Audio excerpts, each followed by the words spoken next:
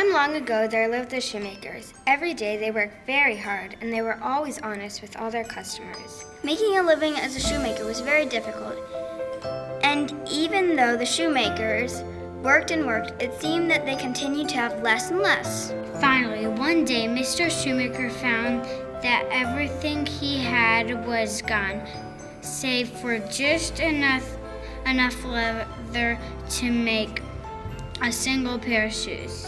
And so he cut the leather out, making it ready for work the next day. It was his intention to rise early the next morning and craft the finest pair of shoes he could. And so that evening he went to bed and fell fast asleep. The next morning, Mr. Shoemaker awoke with the sun in his eyes. He washed his face and prepared a fine, though meager, breakfast. Then, when he went to his bench to begin working on the leather, he discovered a great surprise. There stood the shoes, already made, on the table. The old shoemaker did not know what to say or what to think. This was truly an odd happening. The shoemaker looked carefully at the pair of shoes on the table.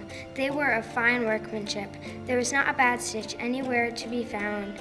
This was a pair of shoes all neat and trim. That they were of excellent workmanship, there was no question. They were in all respects a fine masterpiece. Later that morning, a customer came into the shop. He immediately saw the fine pair of shoes and offered the shoemaker a fine price for them, a price that was much higher than he would have normally charged. The poor shoemaker was overjoyed. He promptly purchased enough leather to make 2 pairs of shoes. That evening, he cut out all his work and laid the leather pieces on the workbench so that he could begin sewing the 2 pairs of shoes in the morning.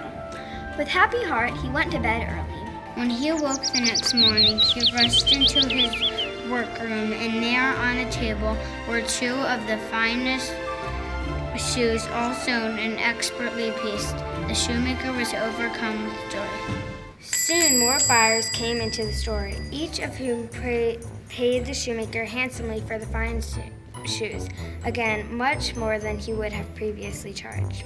And so, once again, flush with coins, the old shoemaker purchased enough leather for 4 pairs of shoes. As before, he cut out the strips, laid them carefully on the workbench, and gladly went off to bed. The following morning, as before, there were fine shoes, all neatly stitched, waiting on the table, and as before, they all commanded a fine price. Again and again the cycle repeated. More shoes, more leather, and more money came to the old shoemaker. He was making a fine living for himself and his wife. One late winter's day, around Christmas time, the shoemakers were sitting by the fireplace chatting. The old shoemaker turned to his wife and said, "I would like to sit up this evening just to see who is crafting such fine shoes every night." Mrs. Shoemaker thought that was a fine idea and readily agreed to it. Yes, and I will join you. The old shoemaker and his wife left a small light burning and then hid themselves in a closet beside the workroom. They waited and they watched. In the distance, they heard the tolling of the church bell. Midnight had come, and just like that, as quick as a wink, in danced several tiny elves. Although they were dressed all in rags, they were happy in spirit. The elves sat themselves down at the workbench, gathered up the tools and the strips of leather, and began to craft their shoes. The shoemakers could not believe their eyes. The elves stitched and tapped and wrapped with great care. They crafted fine shoes. Indeed, the finest the shoemaker had ever seen. The elves worked all through the night. Just before daybreak, they laid out all their products on the table, and with a twinkle in their eye, hurried away as quick as lightning. The next day, the wife told the shoemaker that the 2 little elves were responsible for their newfound riches. These elves are the reason for our good fortune, but I feel sorry that they wear such ratty clothes. Let's make little shirts and pants and waistcoats for them. And of course, tiny shoes.